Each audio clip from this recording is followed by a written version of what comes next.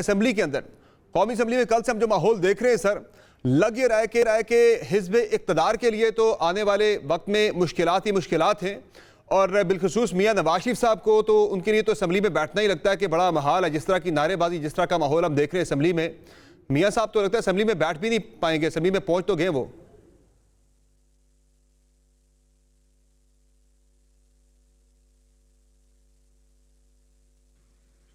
Summer साहब, ये बाजू हमारे आजमाए हुए हैं।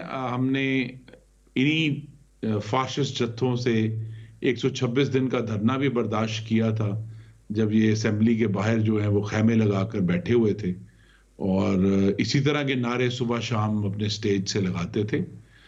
लेकिन जो हुकूमतें यकसुई से अवाम की खिदमत करना चाहती हैं वो कामयाब होती हैं। तो उन्हीं धरनों में और उन्हीं हमलों में हमने इस मुल्क को दहशतगर्दी से लड़कर पुरअमन किया, लोड शेडिंग का खात्मा किया, हमने महंगाई का खात्मा किया, हमने कराची में टारगेट किलिंग का खात्मा किया।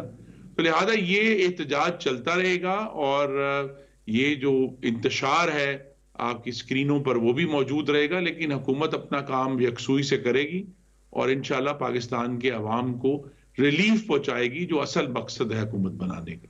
अभी तो सर मियाँ नवाज शरीफ साहब जो हैं वो पार्लियामान के तमाम अमूर हैं, जो पार्लियामान के अंदर इंतखाबात थे उनमें भी बड़ी बहुत दिलचस्पी लेते हुए नजर आए हैं। लेकिन जिस तरह की उन्हें अपोजिशन पर्टिकुलरली मियाँ नवाज शरीफ को मिल रही है, मुझे तो नहीं लगता कि उन्हें एक तकरीर भी तहरीक इंसाफ आने वाले वक्त में कोई करने दे कौमी असेंबली के अंदर। जी नहीं, देखिए हमारा सिर्फ एक इशू बनेगा, वो मैं आपके सामने बता देता हूं, और वो है कि जिस तरह जून 2021 में तहरीक इंसाफ के वफाकी वज़रा ने डेस्कों पर चढ़कर हमें बजट की भारी किताबें मारी थी, वो एक खतरा जरूर है जिसके हमें प्रोटेक्ट करना पड़ेगा। या एक साहब जो आज एक सूबे के वजीर आला बन गए हैं, उनका वतीरा ये था कि वो अपने 8-10 साथियों के साथ आकर leader of the opposition Shahbaz Sharif को नंगी गालियां देना शुरू कर देते थे। तो वो इशू रहेंगे, लेकिन पाकिस्तान के लिए अगर हमें आगे बढ़ना है तो ये सब चीजें हम बर्दाश्त करके आगे बढ़ेंगे। और ये आप देखेंगे ये आवाजें जो आज उठ रही हैं ये कुछ अरसे बाद खुद ब खुद खामोश हो जाएंगी। ये हमने धरने के बाद भी देखा था कि उस वक्त इन्होंने इस्तीफे दिए, कुछ अरसे बाद ये वापस आए और अब उन्हें सर एहसास हो रहा है, अब उन्हें एहसास हो रहा है कि इस्तीफे देना एक गलत स्ट्रेटजी थी। अब वो असेंबली के अंदर रह के इसी तरह से आपको डिस्टर्ब करते रहेंगे और ये मामला सिर्फ असेंबली के अंदर तक लगता है महदूद नहीं रहेगा। कल से यानी हफ्ते के रोज से पाकिस्तान तहरीक इंसाफ पूरे मुल्क में इंतखाबी धांधली के खिलाफ एक एहतियाजी तहरीक भी शुरू करने जा रही है। तो ये मामला जो है वो सिर्फ पार्लियामेंट तक शायद महदूद नहीं रहेगा।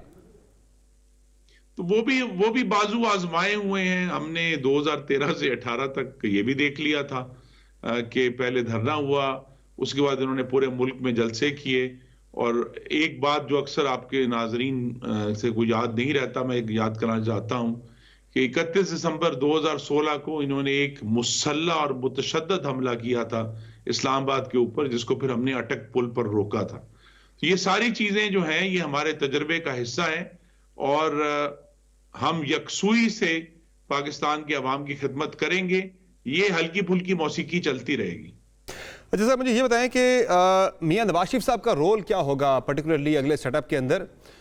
वैसे एक इत्तला तो आ रही है कि वो पार्टी प्रेसिडेंट भी बनने जा रहे हैं दोबारा से, और कुछ इत्तला ये भी हैं कि वो 22 मार्च से पहले वो जो है बरतानिया जा रहे हैं। जी, ऐसी कोई खबर पार्टी के अंदर तो हमें नहीं बताई गई। वो आपको मालूम है कि रमजानुल मुबारक का आखिरी अशरा जो है मदीना मुनव्वरा में गुजारते हैं। तो अभी तक हमें यही खबर है कि वो आखिरी अशरे में मदीना तशरीफ ले जाएंगे। लंदन की अभी तक कोई खबर वेरीफाई नहीं हुई। तो सर मुझे ये बताएं कि ये जो मौलाना फजल रहमान वाला मामला है, इस पे बताएं कि पहले तो जब मौलाना फजल रहमान का जब एक डेलीगेशन खुद जाके उसने अप्रोच किया साग डार साहब को, तो डार साहब ने कहा जी भाई अब आपसे ट्रेन छूट गई, आपने देर कर दी है, हमारे मामलात हुकूमत साजी के तय पा चुके हैं। तो उनको थैंक यू बोल दिया और विंडो क्लोज कर दी। अब जो है रोजाना दिन सुबह दोपहर शाम 3 मरतबा जो है वो मुस्लिम लीग नून जो है वो मौलाना साहब के घर की यात्रा कर रही है। कुछ देर पहले मियाँ नवाज शरीफ साहब भी पहुंचे हुए थे मौलाना फजल रहमान के घर। वजह क्या है इसकी? आपके पास नंबर्स तो पूरे हैं, हर चीज आपके पास पूरी है। पहले आपने मना भी कर दिया था मौलाना फजल रहमान को। क्या इस बात का अंदेशा है, डर है, खौफ है मौलाना फजल रहमान के तरीके साहब के साथ मिलके अपोजिशन बेंचेस पे बैठने के या कोई एहतजाजी तहरीक शुरू किए जाने के वाले से? नहीं, कल जब हलफ बर्दारी के वक्त मौलाना की मुस्कुराहट देखकर हमारे हौसले बुलंद हो गए, इसलिए मुस्लिम लीग नून जा रही है। हमारा एक बहुत, मेरा जाती तौर पे उनसे एक न्याजमंदी का ताल्लुक है, और कायद मोहतरम मियां नवाज शरीफ के साथ भी उनका एक बहुत पुराना एक साथी होने का रिश्ता है। तो वो उसमें अगर कोई रुकावट भी आई थी तो अब वो दूर की जा रही है, और उनके नंबर से ज्यादा अहम ये है कि मौलाना जो है वो हुकूमत का हिस्सा बने, और अपने तजर्बे से और उनकी जो जीरक सोच है सर वैसे आपके हौसले अगर मौलाना की मुस्कुराहट तक अगर आ गए तो फिर मौलाना से आपको वाकई दोस्ती कर लेनी चाहिए। नहीं, देखिए, इसलिए मैंने कहा कि ये बात नंबर्स से ज्यादा एक वो सब जमातें जो इमरानी फाशिज्म का मुकाबला करना चाहती हैं उनको इकट्ठा करने के लिए है। ये आज की जरूरत नहीं है, ये मुस्तकबिल की जरूरत है जिस पर हम काम कर रहे हैं। लेकिन सर उस हवाले से तो फिर महमूद अचकज़ई साहब जो हैं वो भी आपके बड़े करीबी थे, वो भी बड़े यानी आपके साथ साथ रहे, तहरीक के दौरान भी, आपकी हुकूमत के दौरान भी आपके इत्तेहादी रहे। इसी तरह से अख्तर मेंगल साहब भी बड़े क्लोज रहे। उनके पास तो मियाँ साहब चल के नहीं गए, मौलाना फजल रहमान के पास जाना फिर ज़ाहिर है कोई खास वजह तो उसकी है। नहीं, देखिए, ये सब हमारे बहुत ही मोहतरम हवारी भी रहे हैं, एला भी रहे हैं, और इतनी जल्दी फैसला ना करें। मियां नवाज शरीफ समझेंगे तो वो हर एक के पास जाएंगे। जिस तरह मैंने कहा, क्योंकि जमहूरी जमातों को इकट्ठा करना जरूरी है आने वाले फाशिज्म के चैलेंज से निपटने के लिए। तो सर इसके अलावा ये बताएं मुझे कि चैलेंजेस की जब हम बात कर रहे हैं तो चैलेंजेस काफ़ी ज़्यादा है हुकूमत के लिए, तो ये बताएं कि कौन आ रहा है वज़ीर ख़जाना? आपका सबसे बड़ा चैलेंज तो ज़ाहिर है वो मुआशी चैलेंज है। वज़ीर ख़जाना के बारे से क्या सर पार्टी में डिस्कशन चल रही है? इसहाक डार साहब भी आ रहे हैं या किसी रिफॉर्मिस्ट को इस मरतबा आजमाया जाएगा? जी, डार साहब आज भी सबसे मजबूत उम्मीदवार हैं, लेकिन दूसरे नामों पर भी गौर हो रहा है, और इस वक्त तो हतमी नाम हमारे सामने नहीं है। हतमी नाम तो जब काबीना गालिबन सोमवार के रोज अपना हलफ उठाएगी तभी सबको मालूम होगा। और अगर सेंटर में इसहाक डार साहब अगर नहीं आते वजीर खजाना, तो फिर पंजाब में कोई रोल फिर वो एज्यूम करेंगे? नहीं, उनकी तो जो है बजट साजी में वो हमेशा वफाक को भी और पंजाब को हासिल रहेगी।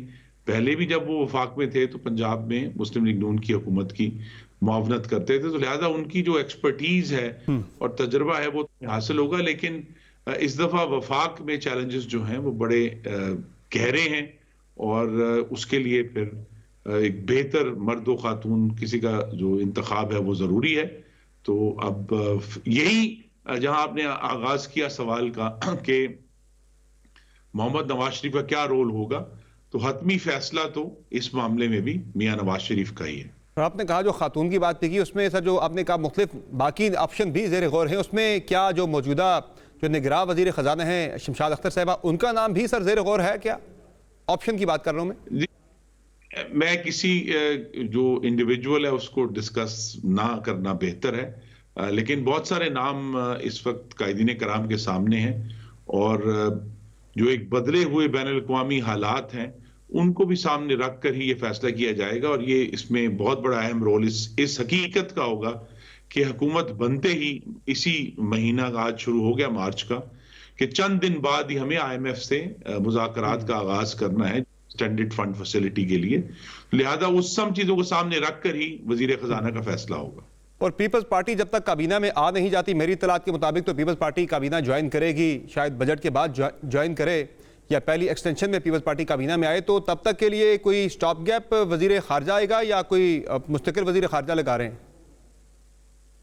जी नहीं, अभी तो इस बुनियाद पर कोई स्लॉट खाली नहीं छोड़ा जा रहा कि पीपल्स पार्टी आएगी।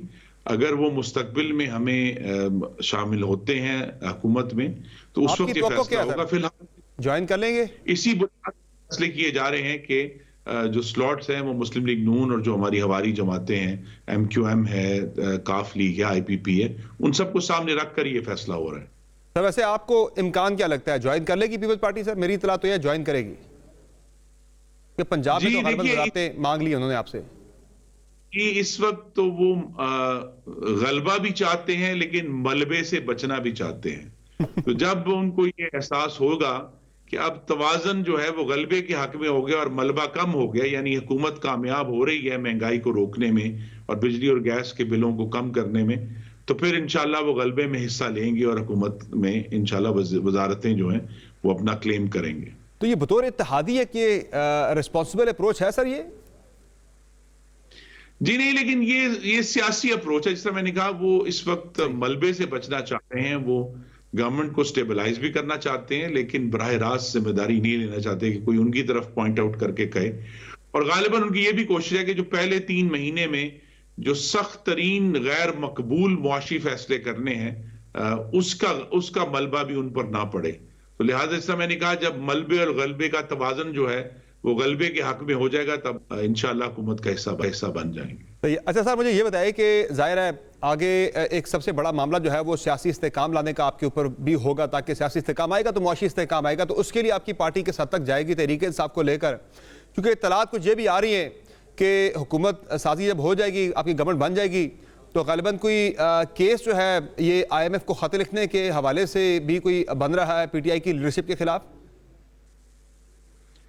जी, मुझे इसके बारे में मालूमात नहीं, लेकिन अगर नहीं बन रहा तो बनना चाहिए। IMF को यह खत लिखना मुल्क दुश्मनी है, और अगर इस पर लेजिस्लेशन नहीं है तो लेजिस्लेशन होनी चाहिए, क्योंकि ये बड़ा संजीदा मामला है कि आप बैरूनी इदारों को अपने ऊपर काजी अल कज़ा बनाकर खुद उन्हें दावत दें कि हम पर आकर बैठे। ये पाकिस्तान के लोगों का इस्तेहकाक है, पाकिस्तान की पार्लियामान का इस्तेहकाक है, ये किसी बैरूनी इदारे का इस्तेहकाक नहीं हो सकता। तो ये जो इस किस्म की हरकतें हैं कि आप ये तमीज ही ना करें कि अपनी सियासत चमकाने के लिए पाकिस्तान की खुद मुख्तारी की बलि चढ़ा दें और उनको दावत दें, ये बहुत ही मजमूम हरकत है। सही है। तो सर मुझे ये बताएं कि मियां साहब वाला सवाल एक रह गया था, पहले मैंने आपसे पूछा भी था कि क्या वो पार्टी प्रेसिडेंट आ रहे हैं सर मुस्लिम लीग नून के? जी नहीं, ये डिस्कशन हुई है, लेकिन अभी इस पर कोई हतमी फैसला नहीं हुआ। ये कबल अज वक्त है। इस वक्त तमाम फोकस ये है कि पहले तो वफाकी हुकूमत बनाई जाए, और फिर वफाक में और पंजाब में जो मुस्लिम लीग नून की हुकूमतें हैं उनको भी अंदरूनी तौर पर भी इस्तेहकाम दिया जाए, और तमाम जो अरकान हैं मुस्लिम लीग नून के वो इसी पर फोकस्ड हैं कि हमें अपनी इन दोनों हुकूमतों को इंशाल्लाह कामयाब करना है। आज सर खैबर पख्तूनख्वा के वज़ीर आला नौमुंतखब वज़ीर आला अली अमीन गंडापुर ने एक बड़ी ऑफर दी है। वो ये कह रहे हैं कि मेरे सूबे में, मेरे हल्के से शुरू करें और पूरे सूबे में, चूंकि वहाँ भी धांधली की बात आप लोग इल्ज़ाम लगाते हैं, वहाँ पे कह रहे हैं पहले मेरे सूबे में इंतखाबी धांधली की तहकीकात करवा ली जाए फॉर्म 45 के मुताबिक, और फिर आप बाकी भी जहाँ जहाँ हुकूमतें बन रही हैं वो लोग भी इस चीज़ पे जो है वो करें, ऑफर करें, भैया वो हल्के खोलें अपने अपने फॉर्म 45 के मुताबिक। तो इस ऑफर को एक्सेप्ट करेगी मुस्लिम लीग नून सेंटर में और पंजाब में? जी, वो अब आज वज़ीर आला मुंतखब हो गए, अपने सूबे में करवा दें जो करवाना चाहते हैं, लेकिन ये जो इंतखाबात की दलदल में धंसे रहने से पाकिस्तान आगे नहीं बढ़ेगा। हमें आगे बढ़ना है, और इसलिए भी बढ़ना है कि ये नहीं हो सकता कि जिस सूबे में मुझे अक्सरियत मिल जाए सिर्फ वहां इंतखाब ठीक हुआ और बाकी जगह ठीक नहीं हुआ। खैबर पख्तूनख्वा में इसलिए ऑफर कर रहे हैं, वो समझते हैं कि उनकी मेजॉरिटी है तो लिहाजा मामला उनके हक में आएगा।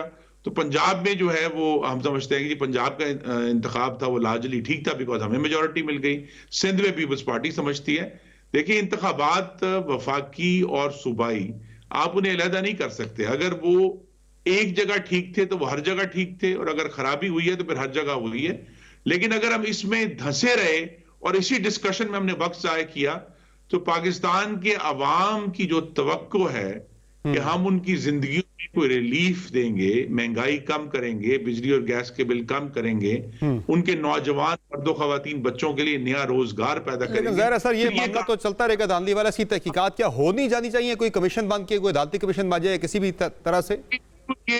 2015 में एक तजर्बा हुआ था, और उस वक्त भी जिस तरह आज ये दावे करते हैं कि जी हमारे पास तो वैगने भर भर के सबूत हैं जो धांधली के, तो वो सारी जो बड़ी बड़ी गाड़ियां थी कागजों की भरी हुई, जब वो सुप्रीम कोर्ट में गई तो फिर सुप्रीम कोर्ट ने उनको रद्दी कर दिया था और कहा था कि 2013 का इंतखाब जो है वो साफ और शफाफ हुआ था। पाकिस्तान के अवाम की भी राय ली गई है, उन्होंने भी ये बात की है। तो कमीशन बना ले, लेकिन कमीशन हुकूमत का मुतबादल नहीं हो सकता। आप अगर इसी दलदल में धंसे रहेंगे तो हम आगे नहीं बढ़ेंगे। हमें आगे बढ़ना है और पाकिस्तान के अवाम को रिलीफ देना है।